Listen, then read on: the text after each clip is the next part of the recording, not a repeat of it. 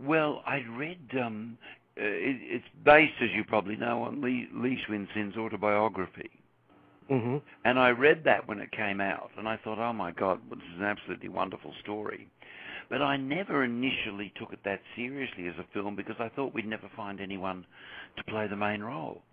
Yeah. Because, I said to Jane Scott, the producer, I said, you can't fake the dancing. I said, if you've got an actor, you could say you're making a boxing film, you could probably teach him enough to make it work, Or if you're doing even like a football movie. But I said, ballet dancing is something else. I said, they start doing this when they're like 6 years old. I said, no actor would ever be able to do it convincingly. I said, you've got to get a real ballet dancer. And is there a Chinese dancer who's a top-class dancer who we can use who can also act and who speaks English and Mandarin? Well, she was determined. She said, oh, there must be. And she was very determined. And luckily, we found Chi Chow dancing with the Birmingham Royal Ballet in England. So how extensive was that search before you happened upon Chi? Fairly. We went to Hong Kong and looked at some dancers there. And they were pretty good dancers, but they didn't speak English with any degree of fluency. Mm-hmm. So that was a no-no. And then we came to San Francisco, but the only Chinese dancer there was a woman. She was superb, but that was no good to us. We needed a man. And then we went back to Australia, and then I got a call from Li Xuanxin, who'd written the book, who said, go to England and see Chi Chow. He said, I believe he's very good indeed. So we went off there, yeah. So had he had any previous acting experience? No, none whatever. I mean, the only acting he'd done, of course, had been on stage doing ballet stuff. There's some element of acting, but never done dialogue. So tell me your work with him, because I would think that as a director you have to modify your approach based upon the actor's needs. So how did his needs compare to the others? Very quick. I mean, I said to him, look, just underplay it.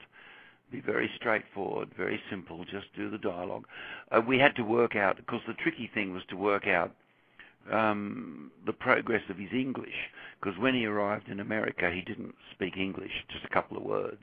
And yet after, some time, he was quite fluent.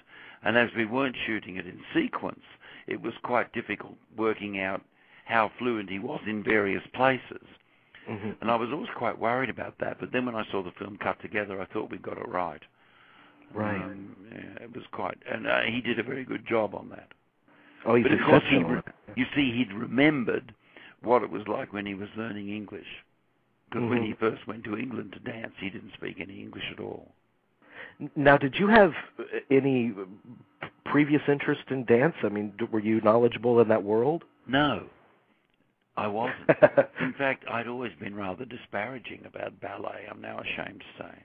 And I had to do a lot of research. I went to a lot of ballets, and I looked at a lot on DVD, and I read a lot of books about it. And then I certainly began to admire it. I mean, the discipline involved is absolutely devastating. Right. I mean, the amount of training they have to do, and the amount of exercises, even before they go on stage each day, they have to spend hours making their bodies supple enough to be able to work. The discipline is absolutely astonishing. And then I realized, of course, that it's actually a very beautiful art form. It's really quite wonderful to watch. Yeah, very much so. I'm curious, though, if in terms of the artistry of ballet and Li being an artist, if you empathize with that journey compared to your own journey as an artist, as a filmmaker, did you see similarities there? Well, it was much harder for him, of course, because, I grew up in Australia and, I always wanted to make films and, I could sort of travel freely to England and America. I mean, he had the enormous drawback of growing up in poverty under a communist dictatorship where people weren't allowed to travel. I mean, there was almost no obstacle that wasn't thrown in his path. And I think one of the things about doing the film, one of the inspiring things about doing it was just watching how extraordinarily resourceful he was in overcoming all these things. Mm-hmm. Of course, he had help from a couple of, he had that one teacher who believed in him, who was a great help. How closely did you work with him? I mean, the real life counterpart, the one who's... Li Xuanzin. Well, I went through the script with him very, very carefully, meticulously. I went and stayed with him in Melbourne, where he lives, and I went through it line by line and asked him questions about everything. And as a result of that, we added little bits and pieces, and because I was able to say, how did this happen? How did that happen? What was this person like? What was that one like? And all that kind of thing. And he, because he remembered everything. He's not. I mean, even now he's only 49. So it was a great advantage, and also he gave me an insight into Chinese culture, Chinese way of life, which I didn't really know much about. Mm-hmm. I want to ask you about China, but following up on your collaboration with him, I would think that it's a little nerve-wracking. You make your narrative fictional feature films, but do you feel an extra responsibility to get this right because it's based upon this man's life? Oh yes, I did. I mean, I felt that we really had to tell the story truly. People have said to me that in the story where he broke up with the first wife, that they all thought she'd come back and they'd get together. And I said, well, that never happened. I said, she went and that was it, and he married another girl. I said, I'm afraid that's the way it was.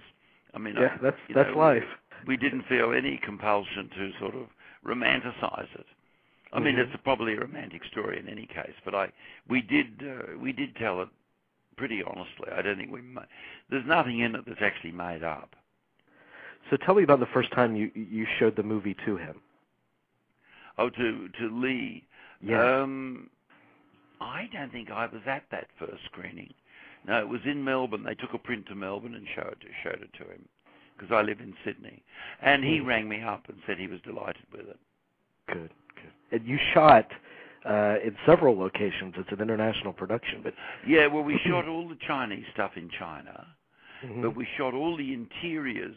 The American interiors are all done in Australia, and most of the exteriors were in Houston. Huh. And tell me about the experience of shooting in China. Was that challenging? It was a bit less challenging than I thought. I mean, the Chinese government people originally told us we had to remove all the scenes from the film with Madame Mao. And because she's a non-person, they said you can't show her. But we just went ahead and did it anyway. I thought they were going to turn up and stop us, but they never did. They never did. And I think they were distracted by the Olympic Games and all that kind of stuff that were coming up. Yeah. And we had a Chinese crew. So, we were employing a lot of people. That could have been a factor. Yeah.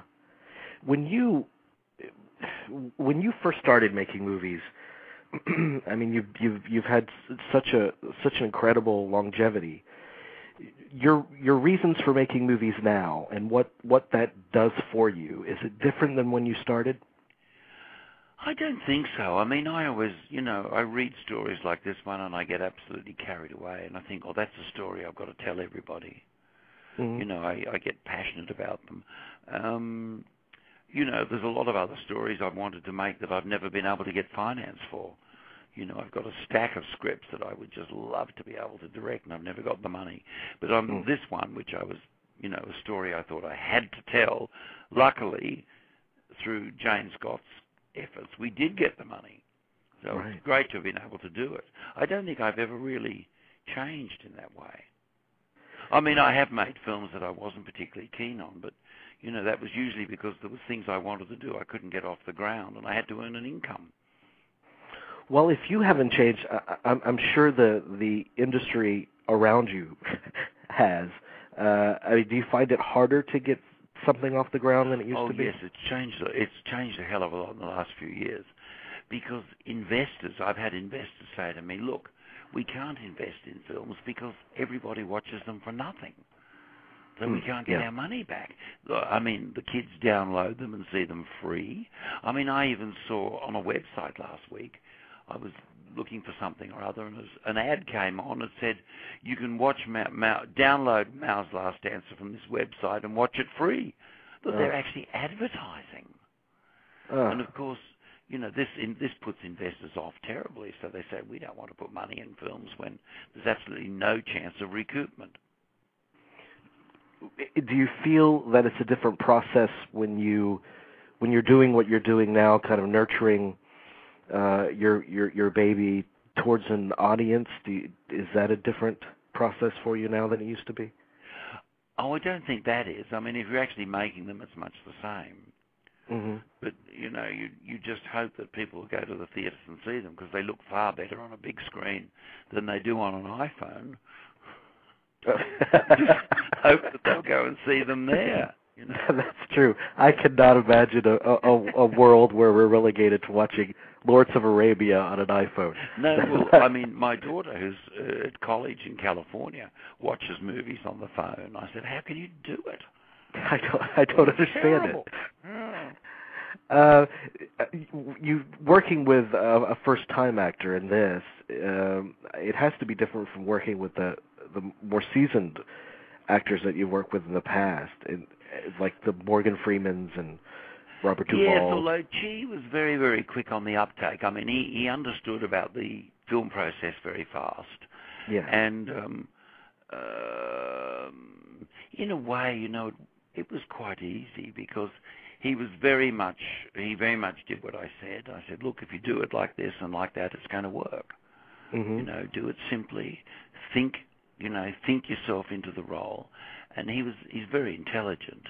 And I said, you know, let me just guide you through this and just do what I say and we're going to be fine.